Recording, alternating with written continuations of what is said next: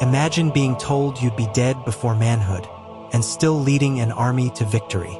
That was Baldwin IV, the Leper King, a boy who hid his rotting fingers behind silk, a boy who smiled through pain no soldier could endure, a boy who ruled as his body withered away. They said he'd be dead by 20, but before that, he'd command armies, defy empires, and hold Jerusalem in his hands, even as those hands turned numb and pale. This isn't a tale of glory, it's a tale of grit, of sacrifice, of a teenager crowned king, while hiding the scars of a cursed disease. His name was Baldwin IV. He wasn't supposed to rule, but when the kingdom began to crack, he was the one holding it together. You'll meet the generals who obeyed him and feared him, the nobles who smiled in court and plotted in shadows, and the sister he loved caught between duty and ruin. You'll ride with him into battle. You'll see how he, at just 16, outwitted one of the greatest military minds in history and made Saladin flee the field.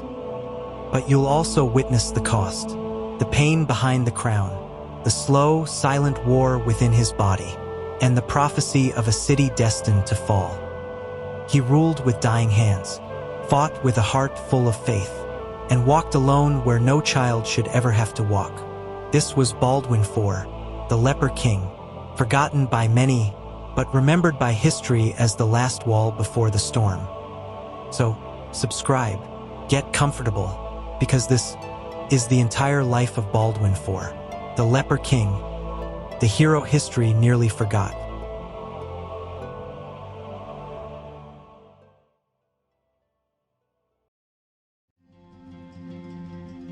In Jerusalem, the sun does not rise. It burns its way across stone. Golden light crawls up ancient walls. Silent prayers drift beneath archways older than memory. And in the hush of a royal chamber, a cry pierced the dawn. A boy was born. His name was Baldwin, son of King Amalric, son of Queen Agnes. Born not just into a family, but into a prophecy. The city breathed through scripture and steel. The Holy Land, still scarred by the crusade, was a land of tension, of temporary peace, of waiting, and so they looked to the infant prince like a prayer wrapped in flesh, a child born to hold a kingdom together. Behind the palace walls, Baldwin grew, not with play but with discipline. His cradle stood beneath the eyes of monks and knights. Tutors read him scripture.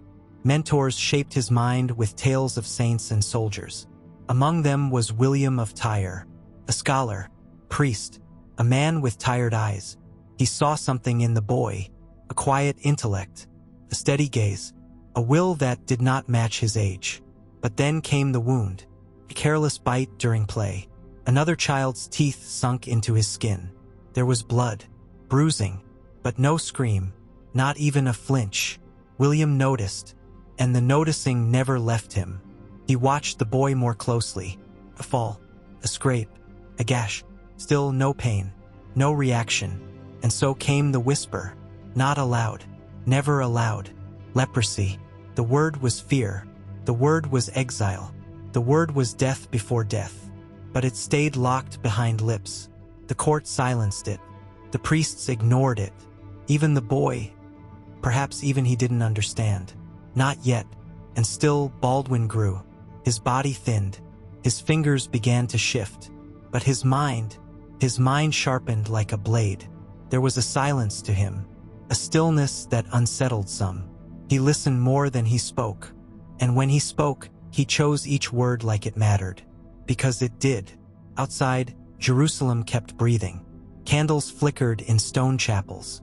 Pilgrims shuffled through dust and prayers. Knights trained in the courtyards. Flags of crosses rippled under desert wind. But in the shadows of the palace, a boy stood between two destinies. A prince with a hidden curse. The sickness would shape him, but not define him. Not yet. He was only a child. But the silence had already begun to settle, like dust, like fate. And somewhere in the corridors of power, a crown waited, not for the strongest, not for the purest, but for the one who could endure. The illness will no longer hide. and neither will the boy. The next chapter begins with a throne, and a world that refuses to kneel.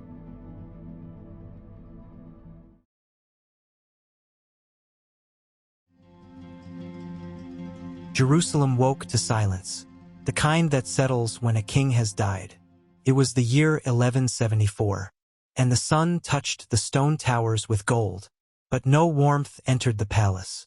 Only whispers. King Amalric was gone, a ruler who had bargained with emperors, led armies across deserts, watched cities fall and rise, now lay still, taken not by sword or siege, but by fever and blood, dysentery sudden, unforgiving. The crown passed to a boy, 13 years old, thin, pale, quiet, but it wasn't his age that troubled the court. It was the thing they wouldn't say aloud. The white spots, the numb limbs, the way his fingers curled unnaturally. They knew, he knew, the world just hadn't seen it yet. Baldwin had leprosy, and now he had a crown. A regent was needed. Power gathered like clouds before a storm. Two names rose, Miles of Plansey, sharp, trusted, close to the late king, and Raymond of Tripoli, noble blood, bold claim. The palace filled with soft-footed meetings. Curtains moved behind whispers. Alliances took shape in candlelit corners. The Crusader kingdom was not one kingdom. It was many, bound by fear and memory, and ambition was the air they breathed. Baldwin watched them all. He sat in silence, but his eyes missed nothing. And when he spoke, he did not sound like a child. He sounded like something the kingdom didn't expect. Something between boy and legend, soft-spoken, but unshaken. His hands trembled, but his words did not. He began to act, not with swords, but with parchment, letters sent, edicts signed, councils called. He did not ride into war, but he learned to rule, and ruling in Jerusalem was a kind of war. Still, the city was not at peace. Beyond its walls, beyond the dusty roads and fortress keeps, another world was stirring. The Muslim lands, long divided, were beginning to turn toward a single name, a name that would grow louder, faster, until it thundered at Jerusalem's gates. Saladin. He was not just a warrior, he was a unifier, a man of vision and steel. And even now, far to the east, his shadow was beginning to stretch toward the holy city. And Baldwin, just 13, just beginning to wear his crown, would soon meet that shadow, not with strength of body, but with something deeper, endurance. The sickness was spreading, but so was his will. In the quiet of his chambers, beneath the weight of royal silence, a boy with broken flesh was learning to become unbreakable. In the next chapter, the boy becomes king, and the battle for Jerusalem begins.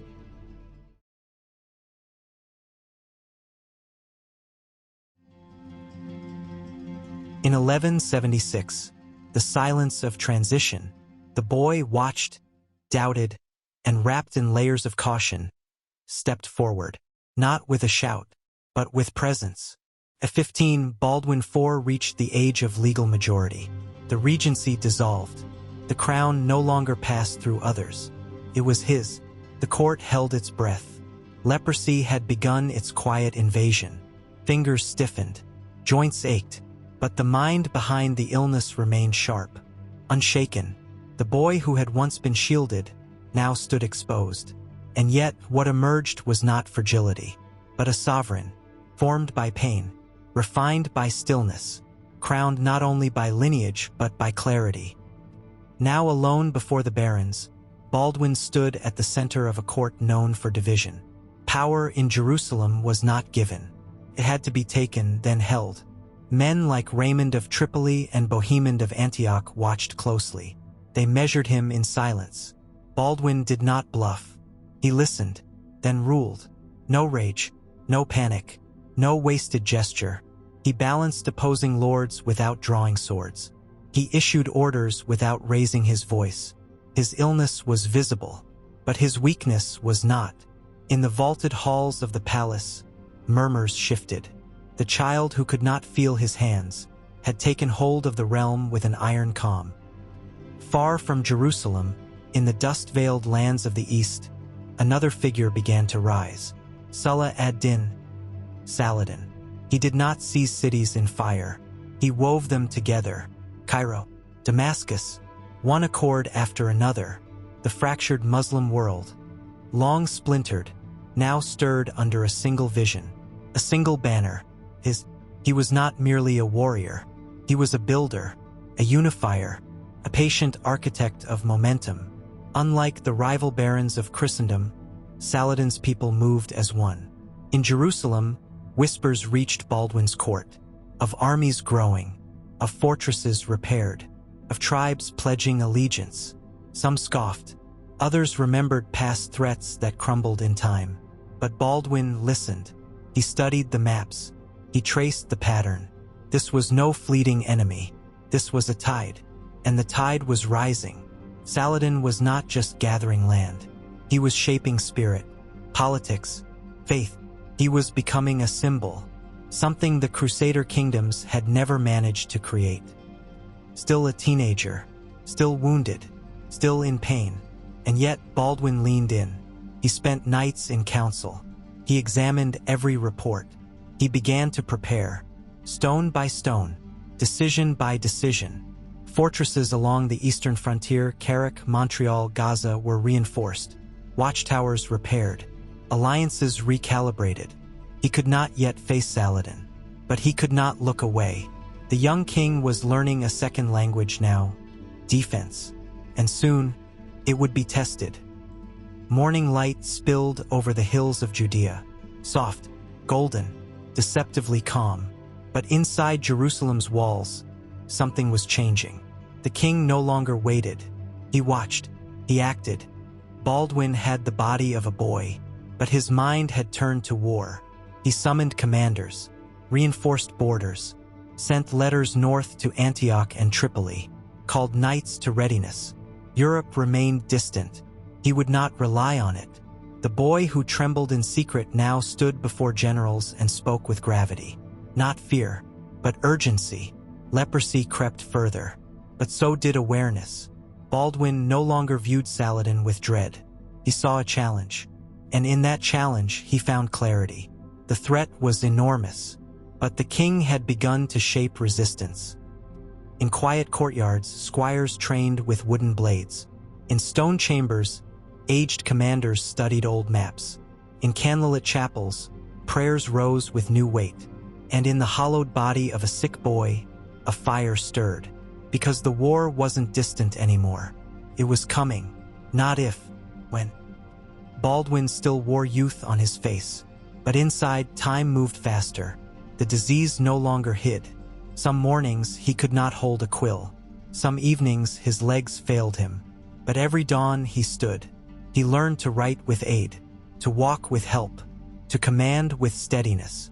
The court watched. So did his enemies. They expected frailty. They found focus.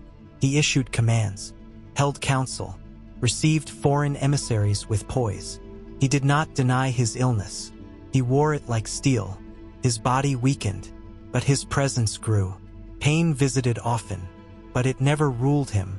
He led not in spite of the suffering, but through it, and in the deep silence of Egypt's deserts, Saladin stirred. The test was approaching. From the south, a wind began to rise. A storm carried not in clouds, but in armor.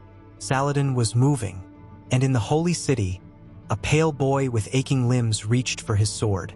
He stood in silence, but within him will surged. Soon he would ride, into dust, into war, into history, and the world would never forget what followed.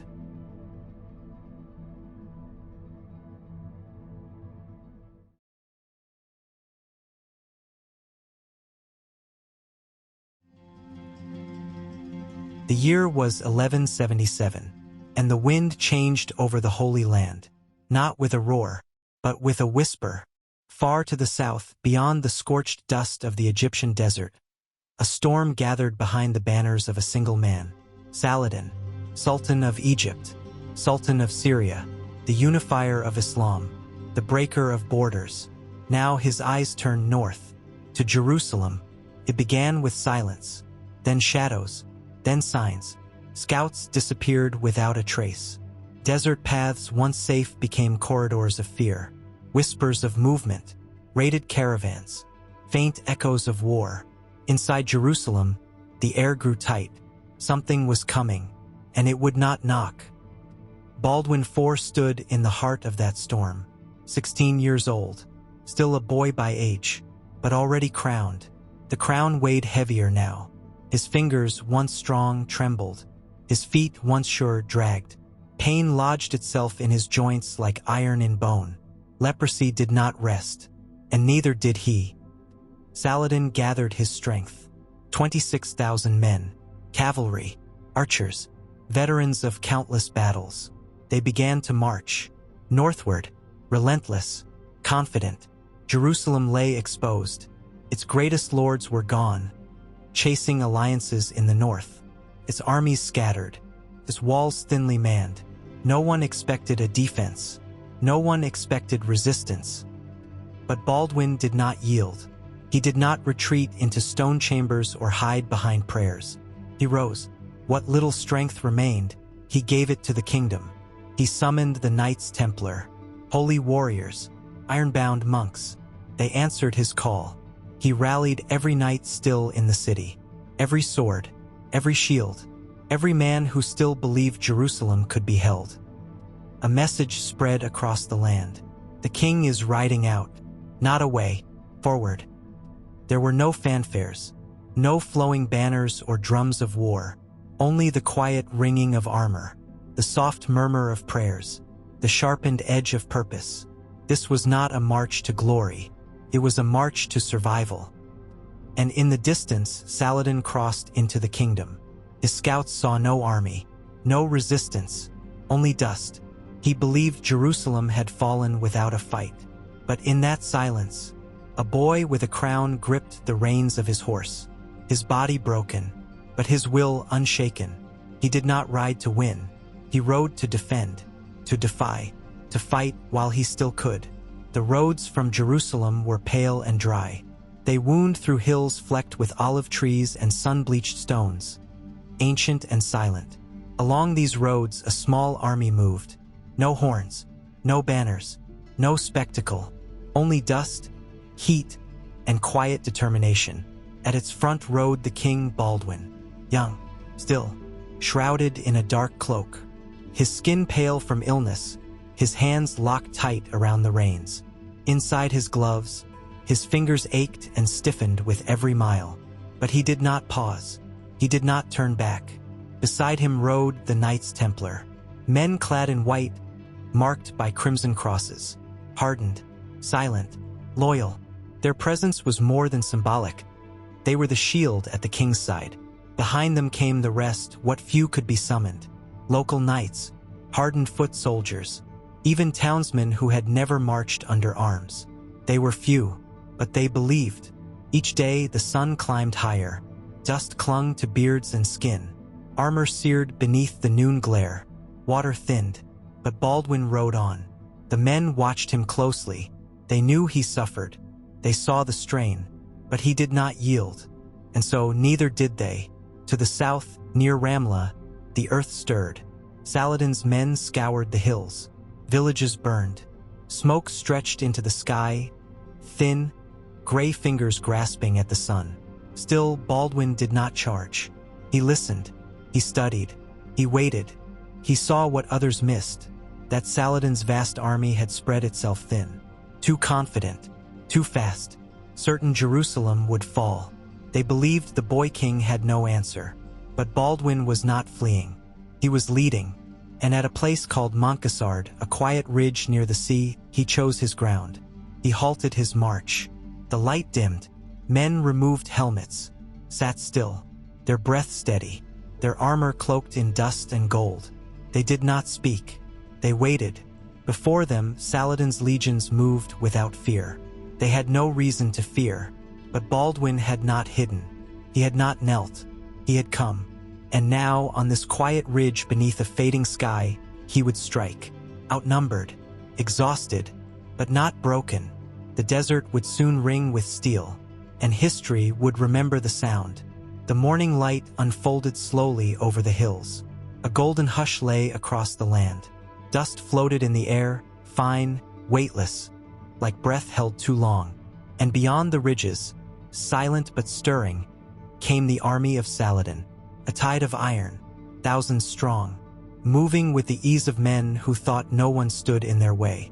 They were wrong. Behind the low rise of Montgisard, hidden in the folds of stone and scrub, Baldwin waited. He did not speak. His men stood still beside him, quiet, ready. Their hands rested on hilts, their breath shallow, each one watching the ridge, each one listening for what came next. Then a sound.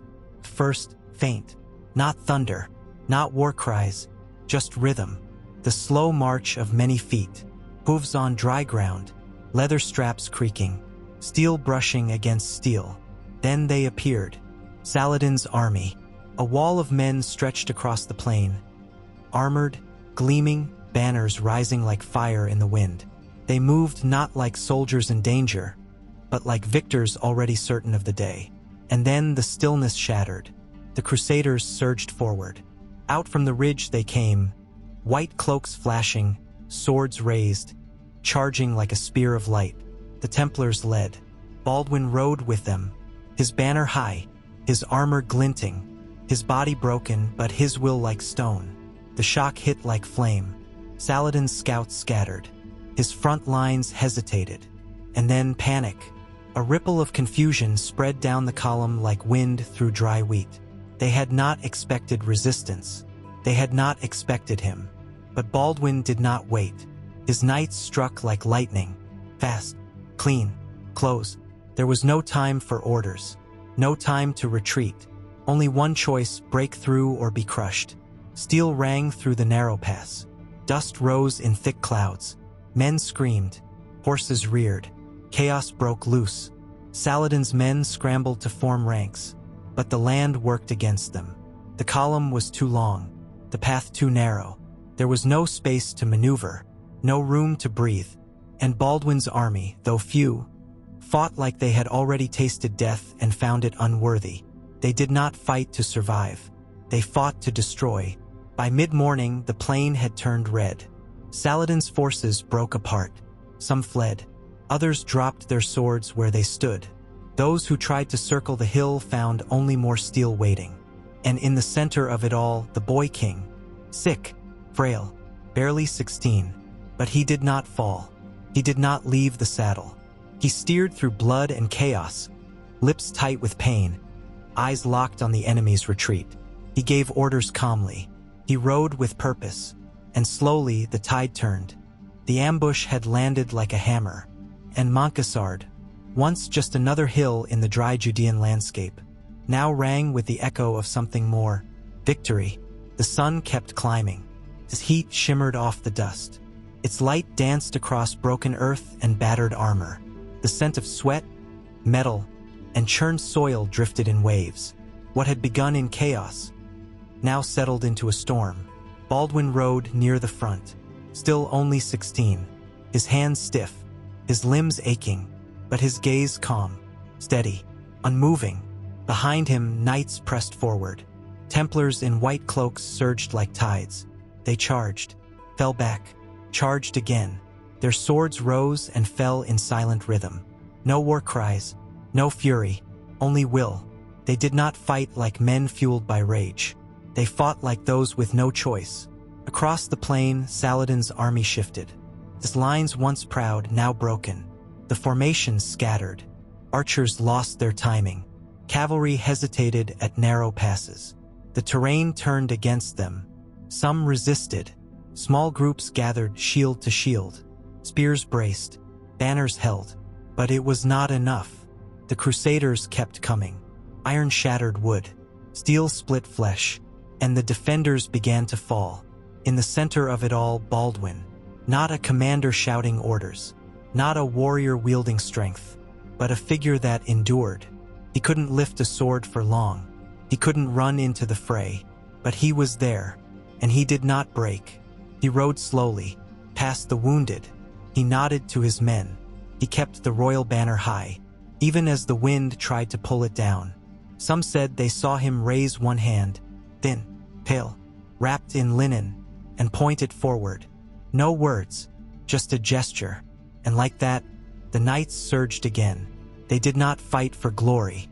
They fought for him, the boy who wouldn't fall, the king who shouldn't have stood at all. A flame wrapped in iron. The Templars formed a wall, a living shield. Their bodies bled, their arms shook, but they did not move. They did not let him fall. They became his armor, and Saladin watched. From the rear he saw the dust. He saw the broken lines. He saw the slope of the battlefield and how it favored the other side. He saw that the day was lost. There was no panic, no rush, only silence and retreat. One group pulled back, then another. One standard lowered. One drum fell silent. Saladin turned his horse. He did not look back. The army of Islam, vast, proud, and sure of its strength, withdrew. The field quieted. Steel stopped clashing. Screams faded into groans. And the wind passed through the wreckage, slow and soft. Among shattered spears, broken shields, torn banners, Baldwin remained, still in the saddle, still breathing, still alive. The miracle had happened. The impossible was now real. And the boy no one believed in, the leper prince they had whispered about, had stood at the heart of battle and won. The battle had ended. The plain of Montgisard lay still, lances broken, horses lifeless, banners torn and scattered across the dust. A hush hung over the field, and Baldwin remained on his horse. His face was pale beneath the weight of the crown. His body trembled inside the armor, but his spine stayed straight, his eyes wide open. The boy who should have never ruled had just done the impossible. All around him, his army stood frozen. Some fell to their knees. Others broke into quiet sobs. A few whispered words into the wind, not to their king, but to God. They had seen something more than a victory. They had witnessed a miracle, not just a triumph of arms, but of spirit. They had followed a leper into battle and returned with their faith renewed. That moment carved itself into memory. When Baldwin finally dismounted, he did so slowly. Men rushed to steady him. His legs buckled. His bandaged hands trembled. But he stood, alone beneath the darkening sky, the wind moving gently through his hair, as if the heavens themselves were watching. He said nothing, no cries of triumph, no shouts of vengeance, only silence, only a boy, fragile, wounded, but unshaken. He whispered a prayer, not of glory, but of gratitude. The story raced ahead of him, through roads and hills, through chapels and courtyards, to the ports, the towns, the towers of Jerusalem. The tale took shape. The young king, the leper, the child who charged beside the Templars, with the sun behind him and Saladin fleeing before him. It spread like wildfire. They called it divine. They called him chosen. They called Montgisard a miracle. Even Europe listened. In courts across the West, the story grew. A sickly boy had broken the might of the East, and those who once doubted him now paused to wonder. But Baldwin remained quiet. No boasts, no claims of greatness. He spoke only of duty, of Jerusalem, of the need for peace, if peace could still be won. Yet beneath the silence, everyone saw the truth. This boy, thin and aching, but filled with steel, was no longer just a king. He had become something else. A symbol, not of conquest, but of endurance, of pain turned into purpose, of weakness turned into will, of faith carved into flesh. Far to the south, across the sands of Egypt, another figure sat in silence. Saladin, defeated, but not destroyed. He said little, but his thoughts were sharp. He had misjudged the boy. He had misunderstood the kingdom. He would not make that mistake again. Montgisard was not the end. It was the spark, the beginning of a longer war, a deeper trial. And Baldwin, the boy who would not break, would have to rise again.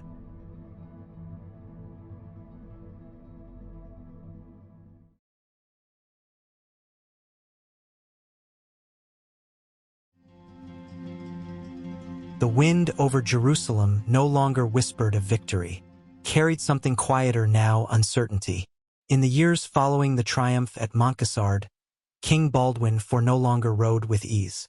His hands, once steady on the reins, had grown weak. His face, once hidden behind the steel of his helmet, now bore the undeniable signs of leprosy. The boy who had charged into battle was still a king, but his body was fading. By 1178, Baldwin began delegating more authority.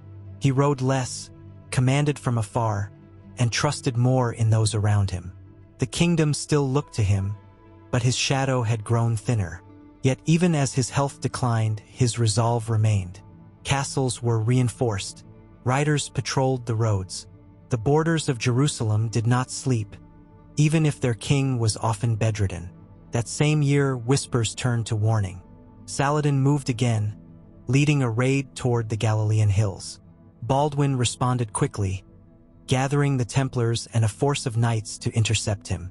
This led to the Battle of Montgisard in 1179. But this time, things did not go as they had at Montgisard. The Crusaders fell into a trap.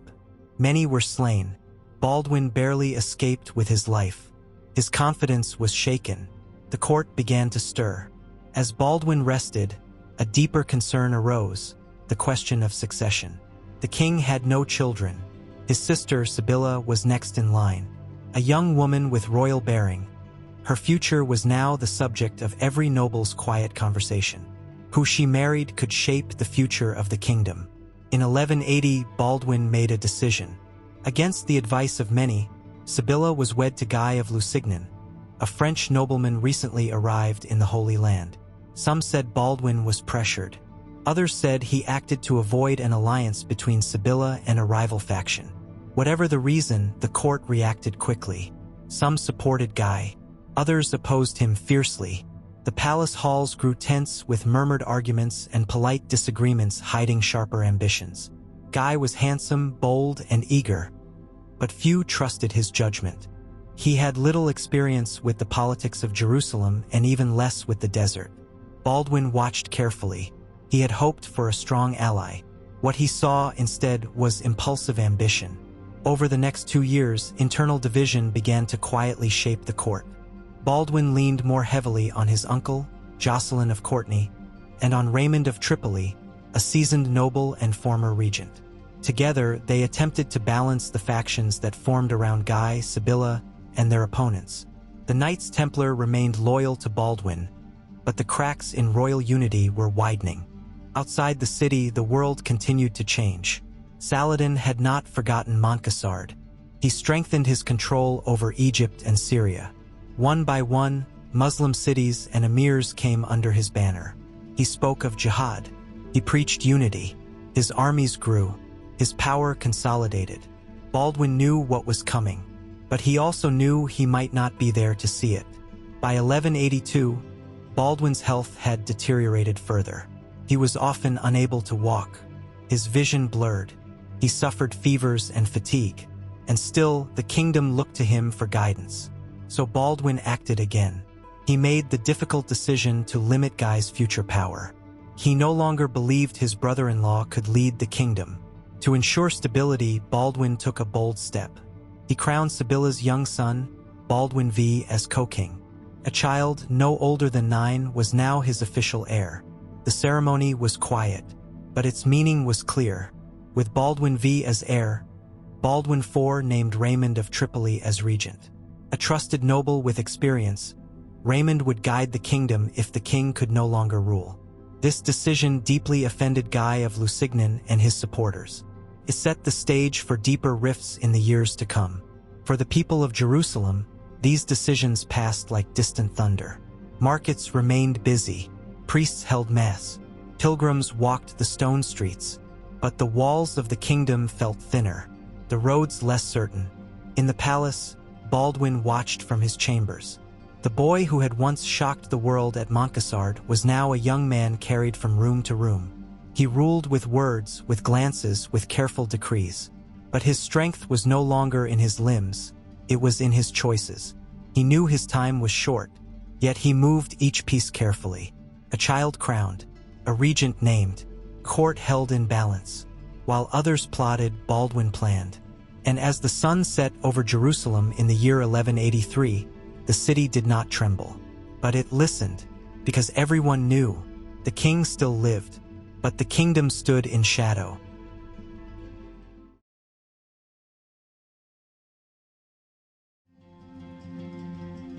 In the quiet chambers of Jerusalem's royal court, history took a solemn turn. It was the year 1183, and the king, Baldwin IV, knew the limits of time were drawing close. His hands, once steady with sword and scroll, trembled now with age beyond his years. The disease that marked his face had crept deeper, stealing strength from bone and breath. He gathered the nobles, the clergy, the lords who still respected the throne, and in a hushed and sacred ceremony, he placed the crown not on his own head, but on the soft curls of a boy barely old enough to read scripture. That boy was his nephew, Baldwin IV. There was no cheering in the streets, no loud procession, just candlelight, robes brushing marble floors, and whispered prayers echoing through the halls. The child king sat beside the leper king, not equal in power, but equal in name. Together, they were now two kings of Jerusalem, one fading, one too young to know the weight of gold on his brow. Though the crown had passed to the boy, Baldwin IV still held the reins of the realm, and he used what little strength he had left to shape the future. There was a shadow that troubled him, Guy of Lusignan, Baldwin's brother-in-law, husband to Sibylla, a man ambitious yet doubted. Many in court believed he was unfit to rule, and Baldwin shared that fear. He issued orders quietly but firmly. Guy was to be removed from command, stripped of power, watched. The leper king did not wish to see his kingdom fall into hands he did not trust. It was not open rebellion, but subtle exclusion. Guy remained in the city, but outside the circle of decisions.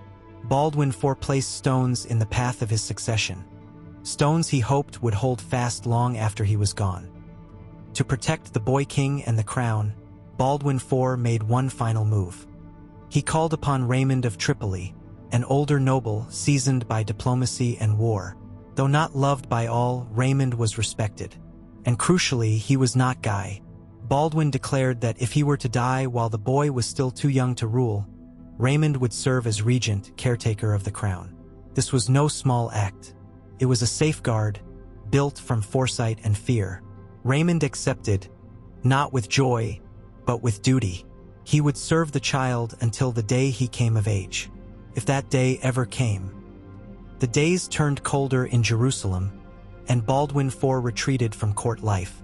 No longer did he ride, no longer did he preside.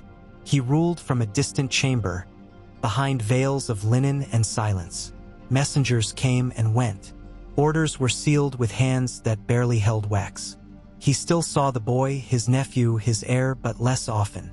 Baldwin V was surrounded by caretakers and priests, taught letters, taught prayers, watched closely by nobles whose loyalty flickered like torchlight in a storm. The old king's absence was felt, though no one dared name it as decline.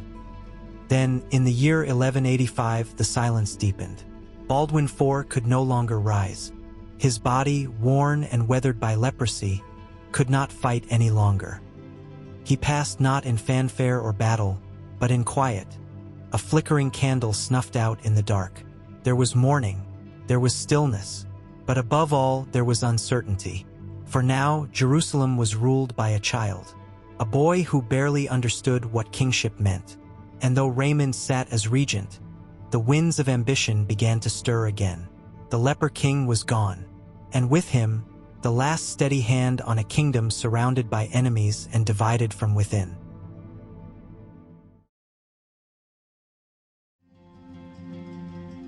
The year was 1185. In the city of Jerusalem, the air hung still. The spring sun cast long golden shadows across the ancient stone walls. Bells rang softly in the distance, echoing through silent streets. Behind the palace walls, the king lay dying. Baldwin IV, the leper king, was only 24 years old. Yet his body had long betrayed him. Leprosy had taken its toll, quietly and cruelly. His hands, once firm on sword and scepter, were now wrapped in linen. His face, once noble and commanding, was thin and pale. He no longer rode into battle. He no longer stood before his nobles. He no longer walked. He breathed slowly now, each breath a struggle. The disease that spared no prince or pauper had come for its final due. Around him the city waited. Nobles whispered in stone halls. Priests offered quiet prayers in candlelit chapels. The church watched. The Hospitallers watched. The Templars waited. Every man knew what came next, but no man said it aloud. There would soon be no king, but Baldwin had prepared. Long before his body failed, he had named his young nephew, Baldwin IV, as co-king. The boy, barely 8 years old, had already been crowned. Baldwin IV knew that the kingdom needed stability, and the child was the last tie to royal blood. He had also appointed Raymond of Tripoli, calm and calculating, as regent, to hold the throne in the boy's name. But there was unrest beneath the surface. Guy of Lusignan, once Baldwin's brother-in-law, had ambitions of his own. Many feared he still hoped to rule. Baldwin IV had done all he could to block him. But power has a way of slipping through hands, especially when those hands are weak and wrapped in bandages. As Baldwin lay in his final days, the politics swirled like wind in the desert, unseen but everywhere. Outside the palace, the people of Jerusalem went about their days in silence. Markets opened, bread was baked, water was drawn from stone wells. Yet all hearts turned toward the citadel. The end of a reign was near, and the future felt uncertain. Then, in the quiet of early morning, the bells tolled. The leper king had died. He passed without ceremony, without trumpet or fanfare, only soft prayers and the weeping of a few loyal servants. The body was wrapped in cloth and placed in the church of the Holy Sepulchre. Pilgrims would come to pray. Nobles would bow their heads. But his time had ended, and a new chapter had begun. The child king, Baldwin IV, was now the sole ruler of Jerusalem. Small in stature, barely old enough to speak before the court, he now wore the crown of a kingdom surrounded by enemies. He sat on a throne built by blood, faith, and fear. A throne too heavy for one so young. Behind the scenes, regents and barons began to move their pieces. The chessboard had changed. And with Baldwin IV gone, there were fewer hands steady enough to guide the kingdom. The sun rose slowly over Jerusalem, casting warm light on a fragile crown. Baldwin IV was gone. The boy king remained, and the storm was coming.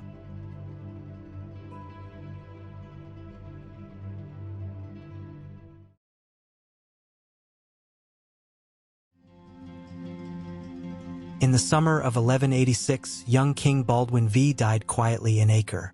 He was around 9 years old. No great illness was recorded. No enemies invaded. He simply faded. Some whispered of poison. Others said it was sorrow. With his passing, the fragile peace Baldwin IV had built began to crumble. There was no strong successor. The boy's death left Jerusalem without a shepherd. Only wolves circling the edges. In that silence, the future of the kingdom began to shift. A child's breath had held a city's fate, and now that breath was gone. After Baldwin V's death, the nobles of Jerusalem hesitated. They feared civil war, feared Guy of Lusignan. But Queen Sibylla moved swiftly. Ignoring prior agreements, she claimed the crown and placed it on her husband's head. Guy was now king. The nobility was divided. Some accepted. Others turned away. The unity Baldwin IV had tried to preserve cracked like old stone. Inside the city walls, trust vanished. Outside the walls, Saladin watched. The Crusader kingdom had become a house divided, with power resting in the hands of a man few believed could hold it. Saladin, ever patient, saw the weakness in Jerusalem's throne. The king was unloved, the barons divided, and the kingdom vulnerable. In 1187, he began gathering his forces. Cities and fortresses trembled as rumors spread. Saladin was coming. No longer probing at borders, he came now with one purpose: to strike at the heart. From Damascus to the Nile, warriors answered his call. The long war was about to return. This time, the balance had shifted. This time, Saladin would not turn back. The shadow of the crescent moon began to stretch over Jerusalem once more. The summer of 1187 brought the kingdom of Jerusalem to its breaking point. The Frankish army, weakened by division and poor leadership, gathered under King Guy of Lusignan. Their enemy, Saladin, was patient. He had united the Muslim world with purpose and now sought to reclaim Jerusalem. The two forces met at a dry, windswept plain called Hattin. It was here, beneath the scorching sun and without water, that the Christian army faltered. Surrounded, dehydrated, and misled, they lost formation. The true cross, Jerusalem's most sacred relic, was captured. Many knights perished. Others, including King Guy, were taken prisoner. It was the worst military disaster in the kingdom's history. Those who survived spoke of unbearable heat, shimmering horizons, and the sound of despair. The Crusader army, once feared, was shattered in a single day, and with them went the last real defense of the Holy City. Baldwin IV had once warned of this. He had feared Guy's leadership. Now his warnings echoed in the silence left behind. The road to Jerusalem lay open. With the army destroyed and the nobles in disarray, Saladin marched steadily toward the heart of the Crusader kingdom, Jerusalem itself. The holy city stood nearly defenseless. Its walls were intact, but within them were only a few hundred knights and townspeople, too few to mount a lasting defense. The air grew still as Saladin's banners appeared on the hills. Inside the city, fear settled gently. The people prayed. Women and children gathered in churches. Some remembered Baldwin IV's last days and his solemn eyes. The king had fought to protect the city, knowing this day might come. The siege began. Saladin, though fierce in battle, offered terms of surrender. And after days of resistance, Jerusalem fell. Not in fire, but in quiet negotiation. The city changed hands peacefully. Muslims re-entered Jerusalem for the first time in nearly a century. Churches were spared. Pilgrims would still be allowed. Yet for those who had called it home, it felt like the end of a long, fragile dream.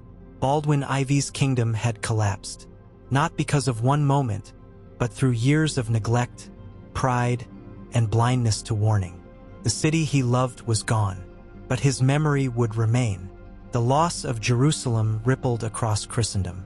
News traveled slowly, but when it reached Europe, it stirred grief, anger, and vows of redemption. The Third Crusade was soon called, yet in the Holy Land the damage was done. The kingdom, once held by Baldwin IV's steady hand, had fractured under ambition and short-sighted rule.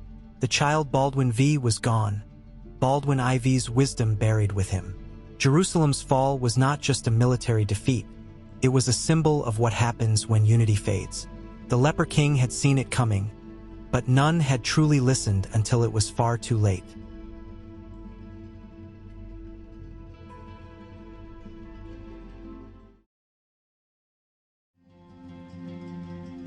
After Jerusalem's fall in 1187, the Christian world entered a deep period of sorrow. News of the Holy City's loss spread across Europe. In cathedrals and castles, the faithful grieved. Many began to recall Baldwin IV, the young leper king who had once held the walls firm. His death was no longer just a passing event. It now felt like a turning point, a warning unheeded. Chroniclers of the time, both Western and Eastern, began writing of Baldwin IV with reverence. He was portrayed not as weak, but as strong in spirit. William of Tyre described his wisdom and will. Even Muslim historians spoke of his character with respect. In the decades that followed, Baldwin's short reign came to symbolize dignity in the face of decay. Modern scholars look at Baldwin IV with a lens of admiration and sorrow. They see a young man who ruled despite intense pain, disability, and looming death. His politics were careful, his choices often wise, even prophetic. Historians recognize how he tried to protect the kingdom from within by blocking unfit rulers and preserving unity. Over time, Baldwin IV became something more than just a historical figure. He entered legend. The image of the Leper King, a youth wrapped in bandages, crowned despite decay, haunted paintings, novels, and films. To some, he became a symbol of tragic nobility. To others, a saint-like king who bore his suffering with grace and resolve. In the end, Baldwin IV ruled not just with laws or swords, but with determination. He knew his time was short. He knew the kingdom was fragile. But still, he tried. He stood before armies. He sat in council. He crowned successors. He did all he could, even as his body betrayed him. And though Jerusalem fell, his story endures.